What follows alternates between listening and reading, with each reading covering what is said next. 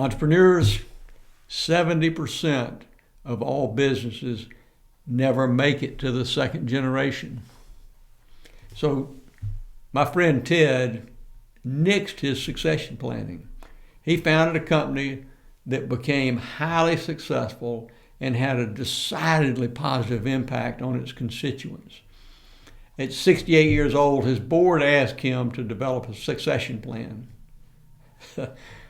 With Ted's help, they sought to engage a national search firm in the industry to assist recruiting a successor. The search firm decided to accept the opportunity. They said, "We've tried that. We just can't do well with founder-led organizations finding a successor." As an alternative, a wise mentor advised Ted that he should select his successor or have somebody else success. Or did he want to get his own successor, choose his successor, or did he want somebody else to find it? Do it now and begin steeping them in the values that make the company successful.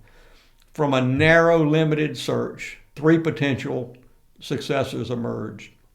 They were all inexperienced and at entry level in compensation.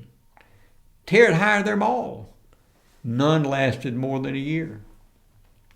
He could rationalize and say he tried. But like Ted, many founders struggle to see anyone in their role, especially someone more capable. Intentionally or not, many entrepreneurs sour the process of finding their successor.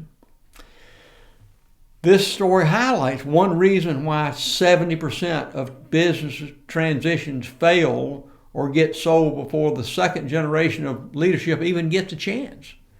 Succession planning is nixed when you fail to steep your stakeholders in the values that should follow you in your departure. Building a pool of successors is vital to succession. Steeping this pool of successors in the values that make the company great is a large part of successful succession planning. Potential successors are expensive. You must pay your people well, especially that pool of potential successors. Leaders must assess the true worth of potential successors and be willing to pay to keep them, embracing the idea that there is no success without a successor makes paying competent people a lot easier.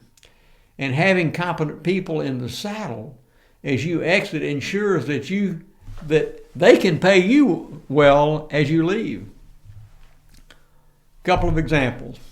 Evan founded a thriving independent church, but knew that he didn't want to retire there. 10 years before his exit, he began to assess a pool of potential candidates to assume leadership when he left.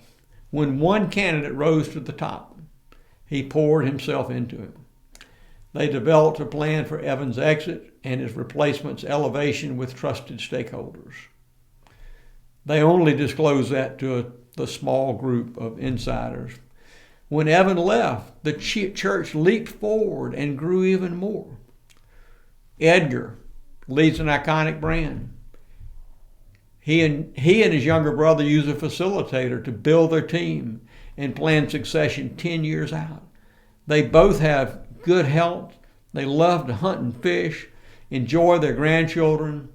As they plan their exit, there's plenty of room for both to remain active and valuable to the company. Their annual succession planning helps them determine that family members can only be considered for joining the business after completing 3 years outside the business, building a skill or experience that the company needs somewhere else. Their 5th generation has just joined them. There's no success without a successor.